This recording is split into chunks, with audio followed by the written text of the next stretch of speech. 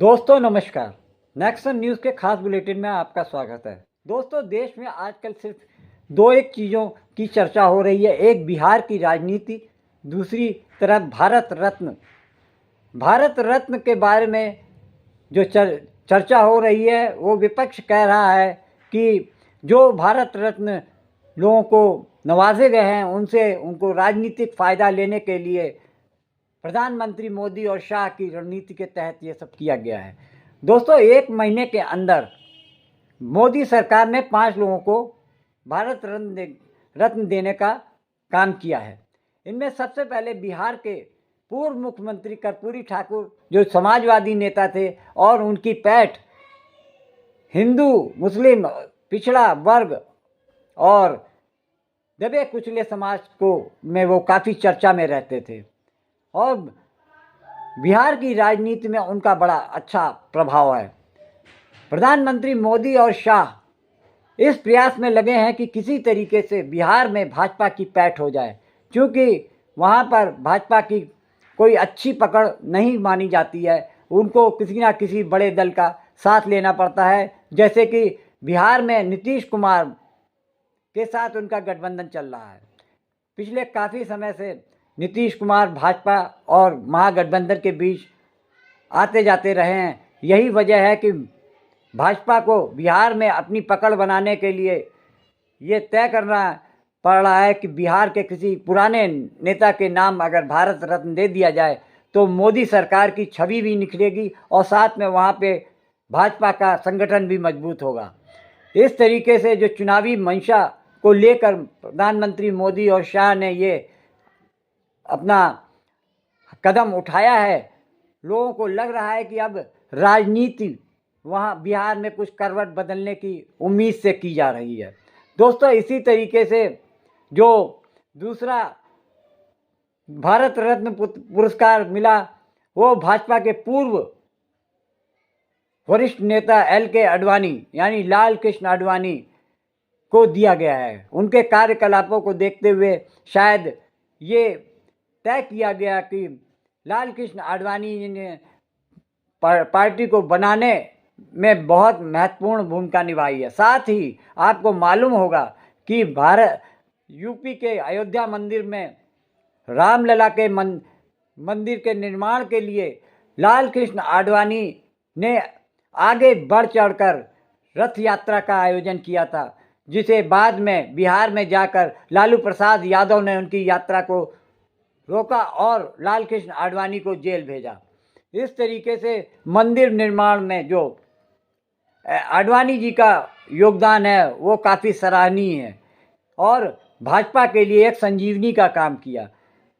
राम मंदिर का कोर्ट के आदेश के बाद राम मंदिर का निर्माण हुआ और उसकी प्राण प्रतिष्ठा कार्यक्रम में प्रधानमंत्री मोदी ने बढ़ चढ़कर हिस्सा लिया। अफसोस की बात तो यह है कि लाल कृष्ण आडवाणी और मुरली मनोहर जोशी जैसे नेताओं को इस कार्यक्रम में आने से प्रतिबंध लगा दिया गया, या एक ये कहा गया, निमंत्रण तो दिया गया लेकिन उनको ना आने के लिए कहा गया। और ये सब चीज़ें सिर्फ इसलिए की गई क्योंकि प्रधानमंत्री मोदी अपने आसपास किसी ऐसे नेता को नहीं देखना चाहते हैं जो उनसे कद में बड़ा हो। और प्रधानमंत्री मोदी की मंशा को पूरे करते हुए मंदिर जो न्यास है उसके अध्यक्ष चंपत राय ने सबको चिट्ठी लिखकर ये कह दिया कि आपकी सेहत को देखते हुए ये अनुरोध किया जाता है कि आप मंदिर के कार्यक्रम में शामिल ना हो। और मजबूरन लाल कृष्ण आडवाणी और मुरली मनोहर जोशी को मंदिर में न जाने की असमर्थता जता दी गई। और इन्हीं सब चीज़ को पैचअप करने के लिए, इन्हीं सब चीज़ों को डैमेज कंट्रोल करने के लिए प्रधानमंत्री मोदी ने लाल कृष्ण आडवाणी को उनके घर पे जाकर भारत रत्न के सम्मान से नवाजा। ये दोस्तों एक तरीके से विपक्षी दलों का कहना है कि देश के प्रधानमंत्री मोदी और लाल कृष्ण आडवाणी के बीच जो शीत युद्ध चल रहा है उसको देखते हुए, उसको कम करने के लिए, उसको ख़त्म करने की वजह से लाल कृष्ण आडवाणी को ये भारत रत्न पुरस्कार दिया गया। दोस्तों, इसी तरीके से वो उन्होंने साउथ में अपनी राजनीति को पक्का करने के लिए ये प्रयास किया कि वहाँ के दो नेताओं, एक डॉक्टर MS स्वामीनाथन जो कि कृषि क्षेत्र में जाने माने वैज्ञानिक हैं और उनके योगदान को कोई भी कम नहीं आंक सकता, उनको भारत रत्न देने की घोषणा की गई। उसके साथ ही पूर्व प्रधानमंत्री PV नरसिम्हा राव को, जो कि दक्षिण भारत से आते थे, उनको मरणोपरांत जो भारत रत्न देने की घोषणा की गई। उसके पीछे सिर्फ एक ही मंशा है कि साउथ में उनका बिल्कुल साफ हो चुका है, वहाँ पर भाजपा का झंडा उठाने के लिए कोई नहीं है। शायद इसी मंशा से भाजपा और मोदी सरकार ने PV नरसिम्हा राव और डॉक्टर MS स्वामीनाथन को भारत रत्न से नवाजने का काम किया। दोस्तों, इस तरीके से ये भाजपा की पहल है कि वो दक्षिण भारत क्षेत्र में की राजनीति में सक्रिय होने के लिए ऐसे कदम उठाएं ताकि वहाँ की जनता को भाजपा पर थोड़ा बहुत विश्वास हो जाए और प्रधानमंत्री मोदी की जो छवि बनी हुई है उस पे भी कुछ सुधार आ जाए। एक और प्रधानमंत्री हैं जो कि पूर्व प्रधानमंत्री हैं, जो कि यूपी से आते हैं, चौधरी चरण सिंह को भी मरणोपरांत उनको भारत रत्न दिया गया। दोस्तों, इस भारत रत्न देने के पीछे सरकार और प्रधानमंत्री की मंशा साफ नज़र आ रही है। एक तरफ वो अपना राजनीतिक कद बढ़ाना चाहते हैं, दूसरी तरफ वो विपक्ष को कमज़ोर करना चाहते हैं।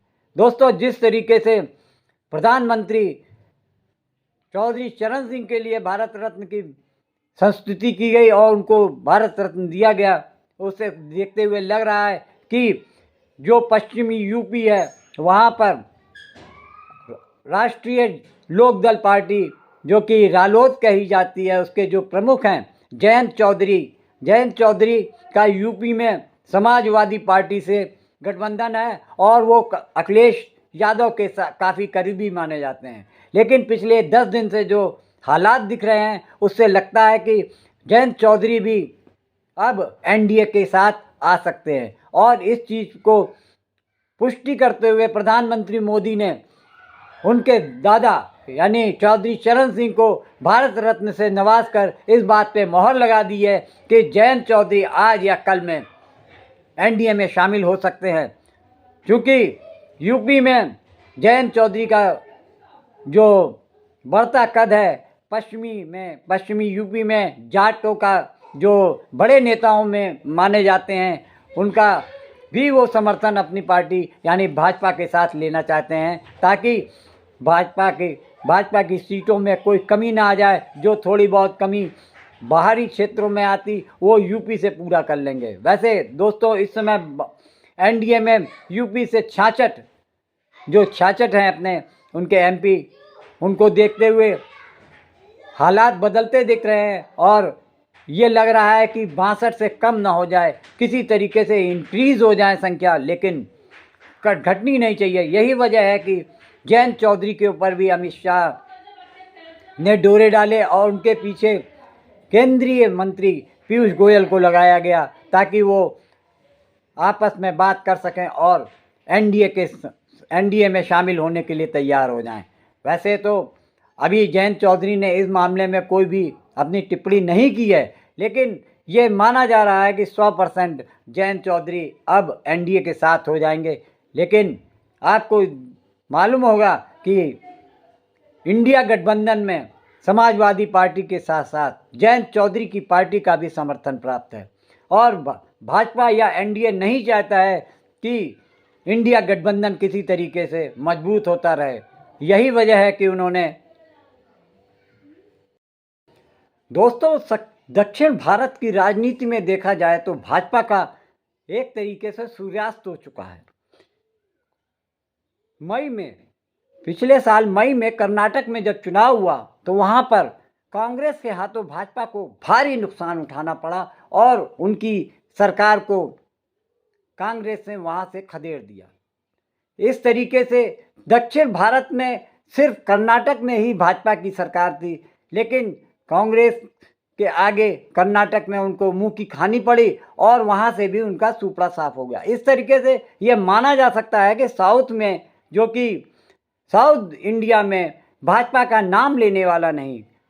दूसरी तरफ तमिलनाडु में जो AIMDMK जो कि जयललिता की पार्टी था, उनके साथ में NDA का गठबंधन था, लेकिन कुछ बातों को लेकर तमिलनाडु के जो भाजपा प्रदेश अध्यक्ष थे अन्नामलाई, वो हमेशा जयललिता और उनके पुराने वरिष्ठ नेताओं के बारे में विवादित टिप्पणियां देकर लोगों को हैरान कर देते थे। इस बात से नाराज होकर AIMDMK जो पार्टी थी, उन्होंने खुलेआम आकर साफ कर दिया कि अब वो NDA का हिस्सा नहीं रहेंगे।